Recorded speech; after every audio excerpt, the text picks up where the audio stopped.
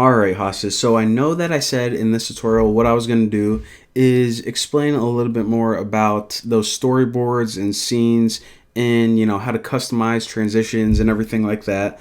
But what I want to do before that is actually talk to you about something called table views, because once we understand table views, we're going to understand how to create navigation systems a whole lot better. And table views, you've seen them all before.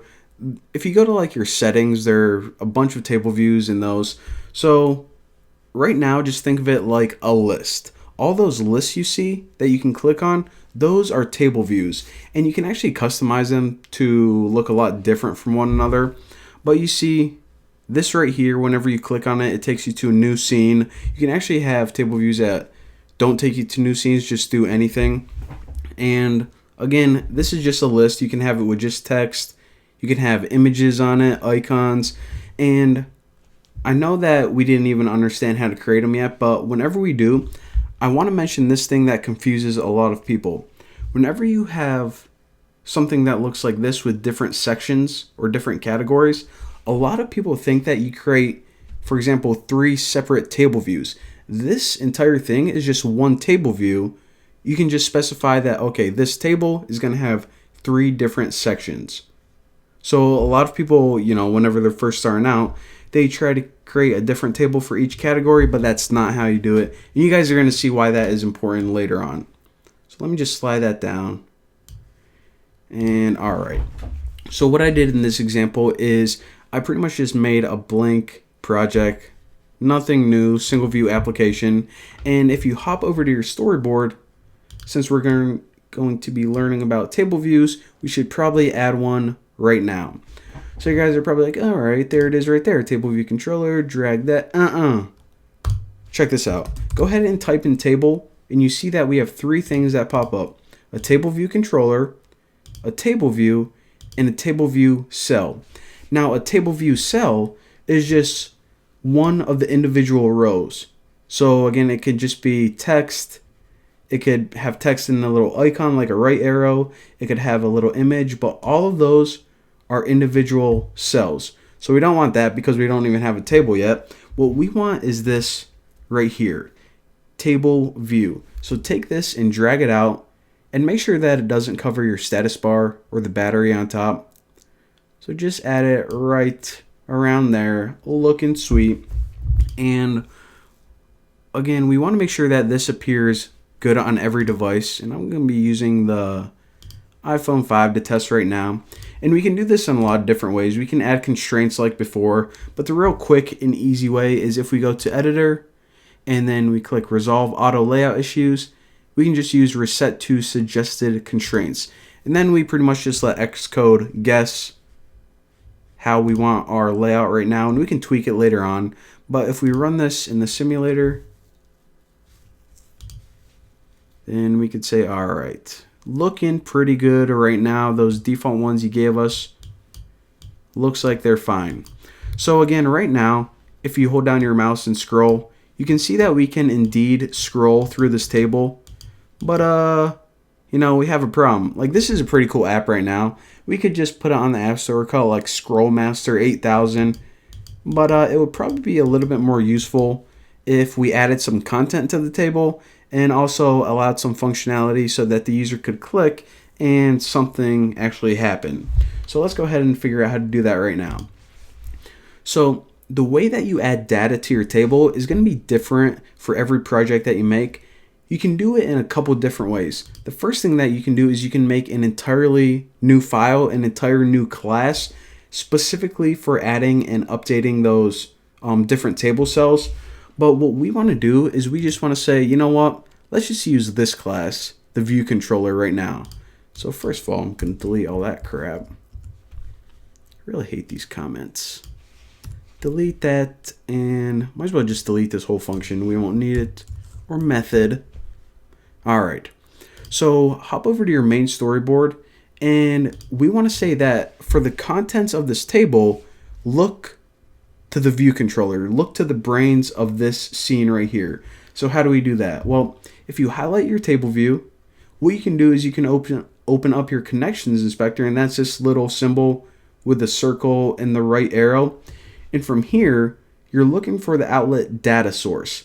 Now this data source is saying, okay, this is the source of my data. This is all the contents of the table. So right now, it doesn't know where it's at. Is it in this file, this file, this file? Where the heck is it? Well, since we want to use this view controller as the data source, then what we can do is we can take this little button and drag it over to this yellow symbol. This yellow symbol, of course, okay, scroll down, you son of a... All right, so highlight that again. So this yellow controller, it says view controller. It pretty much resembles this file, the brains behind this scene. So now if I drag it and release it, we can see in the connections inspector, it says, okay, the data source is now in the view controller. So now I'm trying to populate my table, hop over to the view controller, and where the heck's the data? Well, that's what we have to add right now. So how do we add data once it points to the right file? Well, the first thing we have to do, we have to use a class called UI table view data source. That allows this class right here to act as a data source for a table. So whenever we did that, it gives us an error because it's saying, okay, you are using this protocol right here. So now, since you promised to act as a data source, you need to implement the proper methods. So what methods do we need to implement whenever we're acting as a data source? Well, there are three really important methods. The first one is how many sections are in your table. So we need to make a method that says, okay, for this example, we'll only use one. But if you're making something like this, then you might use three. So let's take care of that method first. And the method is called number of sections in table view. So just type in number, hit enter, and all this does is we have to return 1. All right, so that was probably the easiest thing we'll ever do. So this function again just says how many sections are in your table. Well, just 1 for right now. The other question we have to answer is how many rows are in your table. So I'm going to be making a table. Do I have 1, 2, 3, 4, 5, 6, 7, 8 like this one? Do I have like 50 like this one? Well, it really doesn't matter for this example. I'll just like have 3 or something, because once you know how to populate one row, you're gonna learn how to populate 100. So this is actually table view, and this is gonna return an int. So again, I'm just gonna return 3 for right now. And this is pretty much saying that we're gonna make a table view and it's gonna have 3 rows. So let me add a comment. Return int how many rows. And for this one, I'll just say how many sections are in your table. So right now our table has 1 section, 1 chunk, and it has 3 rows. I'll just put like 3 people's names in them, whatever. Now the last thing we have to do, you probably could have figured out, is it's gonna say, okay, now I know how big to make your table. You're gonna have 1 section, 3 rows, but what are the contents of it? What do you want me to stick in those table cells?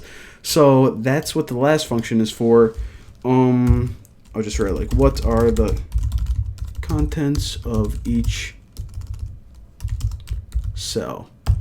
Now the function for this is table view, and it's going to return UI, if I could find it, UI table view cell.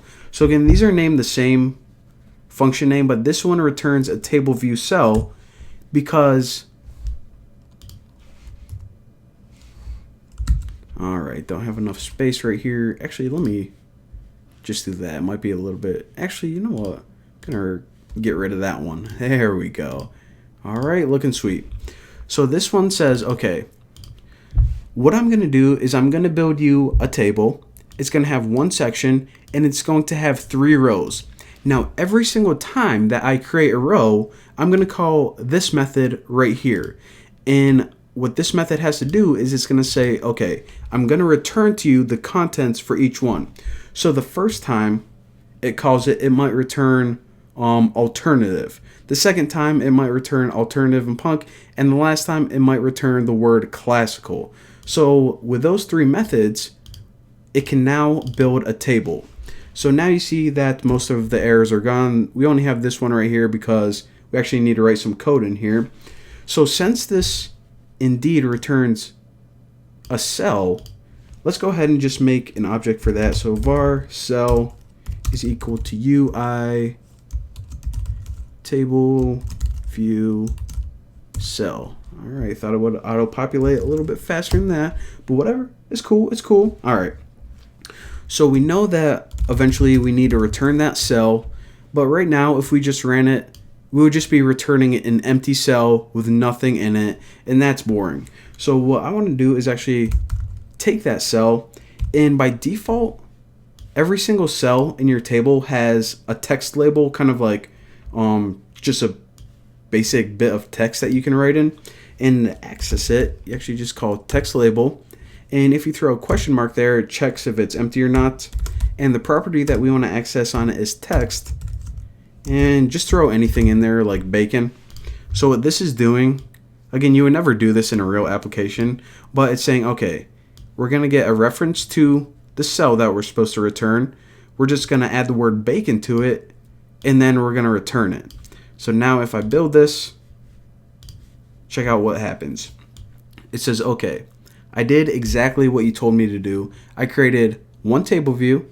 It has 3 rows, and for each row, I called this method. And what did you want me to do? Well, you just wanted me to add the word bacon to the cell, and that's it. So we now have a table that says bacon 3 times. All right, pretty stinking. I mean, it's pretty cool, I have to admit, but it would probably be a little bit better if we learn how to use an actual data source, like a tuple or a database or something like that. So in the next tutorial, I'm going to show you guys how to do that. It's going to be sweet. So I'll see you guys then.